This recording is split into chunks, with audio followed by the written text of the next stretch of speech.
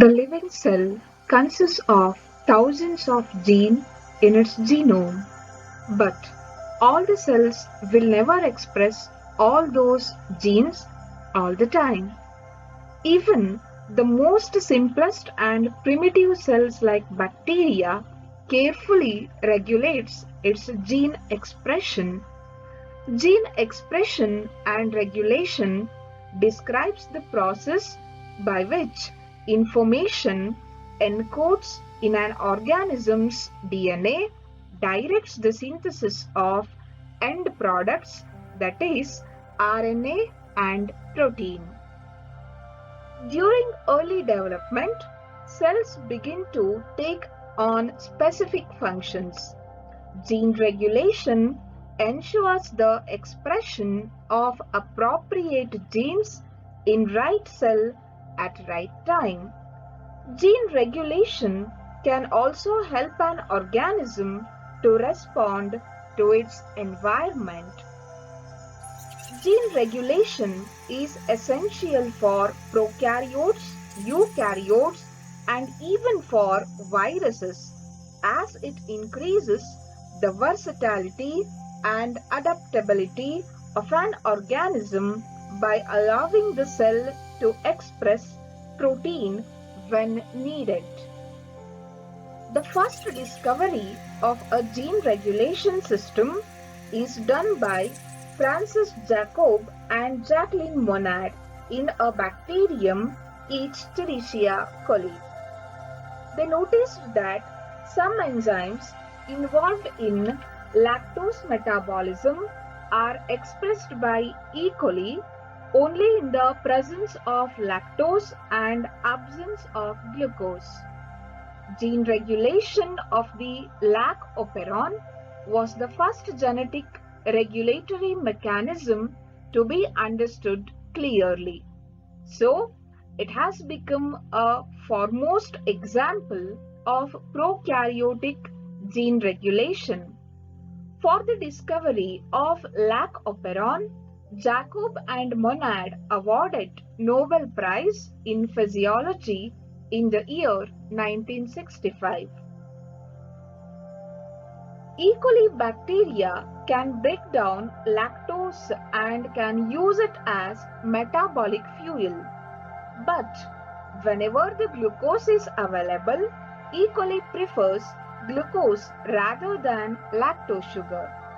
However, if the lactose is only the sugar source available, then the E. coli will go right ahead and use it as energy source. To use lactose, the bacteria must express the lac operon genes, which encode key enzymes for lactose uptake and metabolism. Normally, E. coli cells make very little of any of these three proteins, but when lactose is available, it causes a large and coordinated increase in the amount of each enzyme. Thus, each enzymes are inducible enzymes. Lactose turns on the transcription of these genes in the lac operon. Hence, it is called inducer. Components of lac operon. Lac operon of E. coli is a cluster of three structural genes encoding proteins involved in lactose metabolism and the site on the DNA involved in the regulation of the operon. It consists of four major elements. A regulatory gene. It is the gene which encodes a protein that recognizes the operator sequence and binds to it. Promoter. It is the sequence of the DNA which serves as binding site for RNA polymerase enzyme. An operator. It is the DNA sequence that regulates the transcription of the structural gene. Structural gene. These are the genes which encodes specific proteins involved in the lactose metabolism. It includes LAC-Z, LAC-Y and LAC-A gene. LAC-Z gene encodes beta-galactosidase enzyme which breaks the lactose sugar into glucose and galactose. LAC-Y gene encodes the permease enzyme which transports lactose sugar into the cell across the cell membrane.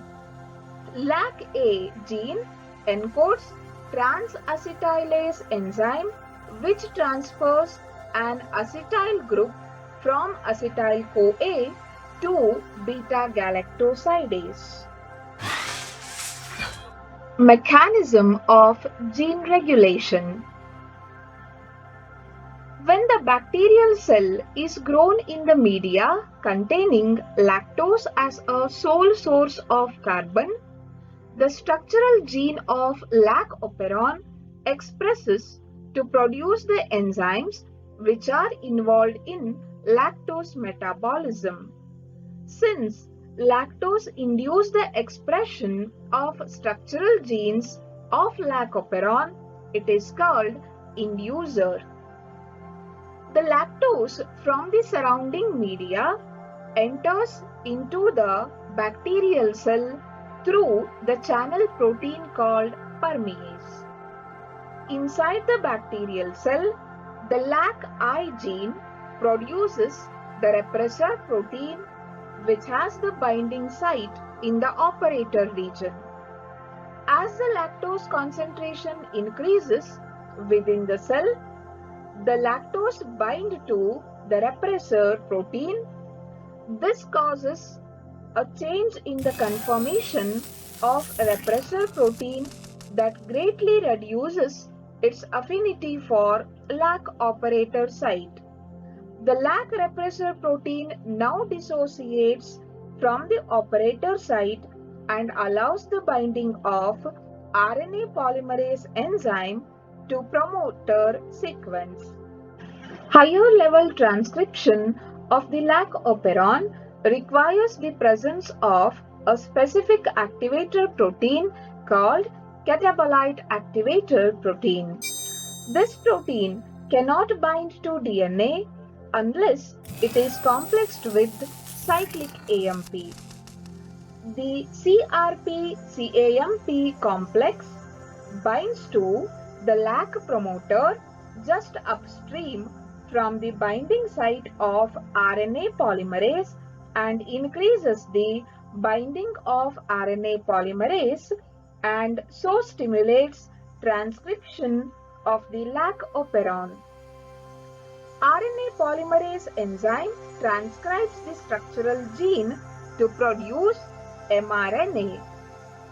Further, the LAC-Z mRNA undergo translation to produce beta-galactosidase enzyme. LAC-Y mRNA produce permease enzyme and LAC-A produces trans-acetylase enzyme in large amounts. The permease enzyme acts as channel protein that facilitates the entry of lactose into the cell.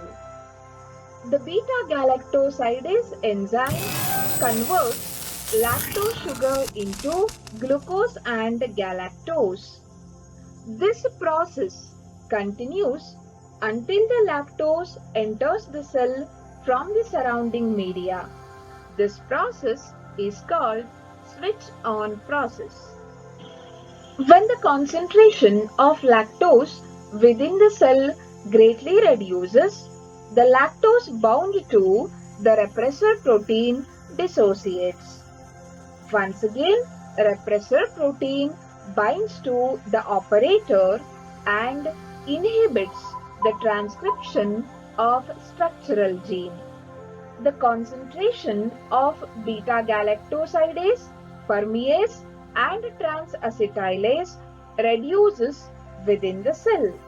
This process is called switch-off process. In this way, the expression of structural gene of lacoperon is regulated carefully.